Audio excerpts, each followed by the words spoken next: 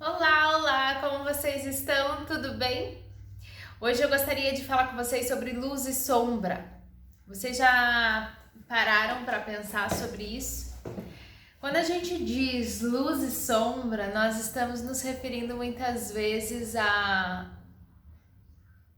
às nossas qualidades, às nossas potencialidades, mas também à parte obscura que existe dentro de nós, aquelas feridas, aquelas mágoas e aquelas questões que nós precisamos trabalhar.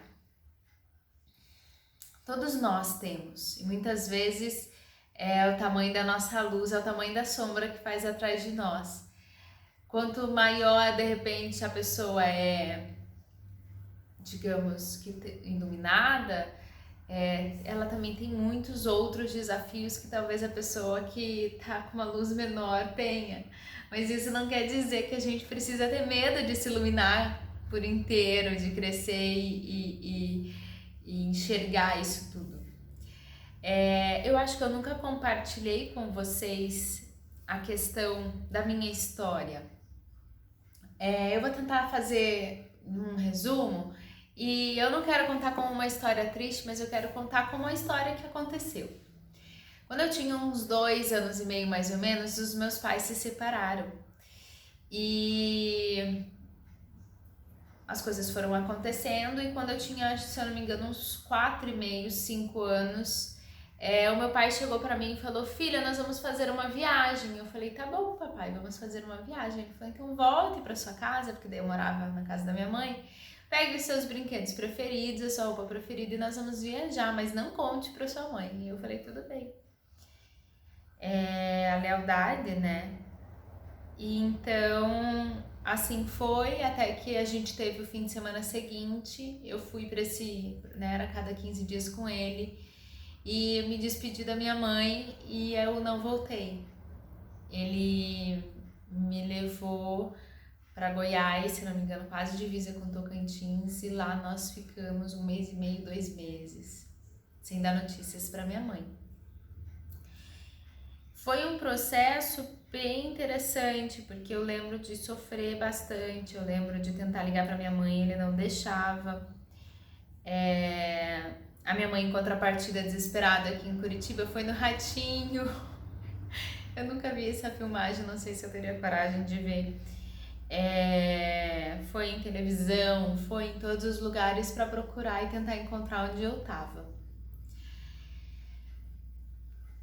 E aí, passaram-se 1 mês e meio, aconteceram outras coisas. Ela conseguiu descobrir onde eu tava, a polícia foi, me buscou. Eu fiquei uma noite ou duas no conselho tutelar até que minha mãe conseguiu pegar um voo e me buscar. Foi a primeira vez que eu andei de avião, quando eu tava voltando deste período, desse sequestro. E por muitos anos eu tive uma convivência muito tranquila assim com o meu pai e eu achava que isso não tinha feito, não tinha causado nada em mim. Mas naquela época, depois que eu voltei, a gente ficou indo constantemente em conselhos tutelar, juizado, eu tinha que ter acompanhamento. Então, desde os 5 anos eu vou em psicóloga, ia, né? Não vou mais, agora eu vou em terapias complementares, dessas que eu trabalho.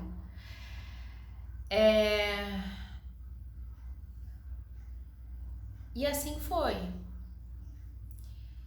E aí, quando deu uns 7, 8 anos, agora até fazendo conexão aqui, eu comecei a perceber, eu comecei a ir muito mal na escola. E não teve um ano, um bimestre que eu fosse bem. Sempre eu passava de ano aos trancos e barrancos, assim.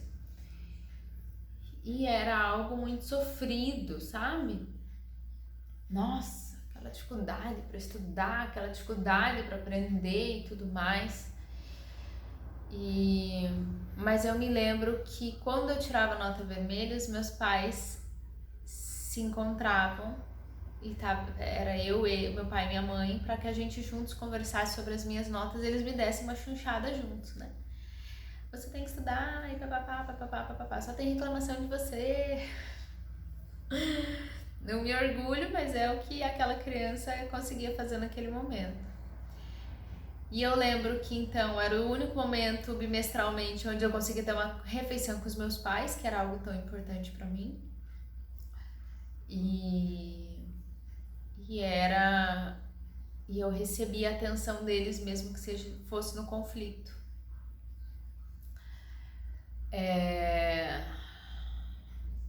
Os anos se passaram, eu tive namoradinhos e sempre era um sofrimento. Amizade sempre tinha conflitos ou uma interdependência, uma coisa de submissão. E aí até que alguns anos atrás, eu fui estudar e dentro de um desses cursos eu tive uma catarse muito forte. Catarse é quando uma ficha cai, né? E aí numa dinâmica me questionaram para que eu sentisse o amor na minha vida e lembrasse dos momentos mais felizes da minha vida, onde eu mais fui amada. Então eu percebi que todos os momentos onde eu havia sido amada tinha sofrimento. E sempre esse amor precisava ser muito sofrido. Então eu me dei conta que eu não queria mais que fosse desse jeito. Eu não queria mais que fosse tudo com tanto sofrimento. Percebi que eu ainda tinha muitas coisas para olhar e ressignificar daquele período. E como vocês podem ver, sempre é algo que mexe comigo quando eu falo, porque faz parte, né? Assim, é uma memória que eu continuo fazendo reverência, olho, constelo, faço terapias, enfim. Mas não é algo feliz. Mas ao mesmo tempo, que é uma sombra, quanto mais eu ressignifico, mais eu entendo que isso pode ser a minha luz. Mas eu entendo que eu posso conversar com as pessoas e mostrar como é transmutar uma dor em luz. Então, pegar essa luz e compartilhar com as outras pessoas. Então, todo esse processo de lidar com as pessoas, de conversar com elas, de atender e tudo mais, é quando eu tenho a possibilidade de compartilhar tudo que eu tenho vivido e tudo que eu tenho aprendido para conseguir transmutar a Louise enquanto pessoa. Existem pessoas que me conhecem há muito tempo e hoje em dia falam: nossa, Lou, você é outra. E que Deus abençoe que eu continue sendo outra todos os dias da minha vida e todos os dias eu possa melhorar e transmutar em algum aspecto. E é essa a verdade, é essa força que antes era uma sombra e hoje eu tenho transmutado e tenho transformado em luz aqui pela casa, pelos meus atendimentos, pelas minhas conversas, pelo meu relacionamento que hoje não tem briga, não tem conflito e é um relacionamento extremamente saudável, a gente vê dessa forma, né? E eu me emociono não por ficar triste por aquela história, mas por perceber que eu tenho conseguido. É de felicidade do quanto eu tenho conseguido olhar com outros olhos e transformar o que antes era sombra em luz. Muitas pessoas